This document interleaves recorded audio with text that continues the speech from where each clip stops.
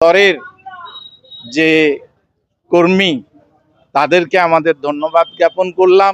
প্রার্থী অরূপ কুমার দাস স্ট্রং রুমের সামনে গিয়ে তারা ঘুরে দেখলেন। আমরা এখানে এসেছিলাম কাউন্টিং হলের সামনে। আমাদের যারা নিরলস মায়েরা যারা দলীয় কাজ করেন তাদের অনেকেই কাউন্টিং সেন্টারের সামনে আসার সুযোগ হয় না, তাই তাদেরকে একটু নিয়ে এসেছিলাম।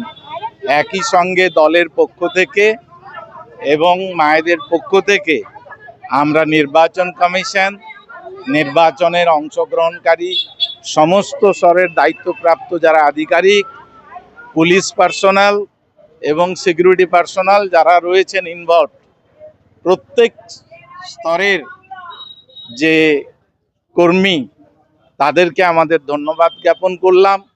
একই সঙ্গে আমরা ধন্যবাদ জ্ঞাপন করছি সাধারণ মানুষকে যারা তাদের মূল্যবান মতামত দিয়েছেন এবং একটি পশ্চিম বাংলায় অবাধ এবং শান্তিপূর্ণ নির্বাচনে এবং প্রায় 93% মানুষ অংশগ্রহণ করলেন ভোটদানে।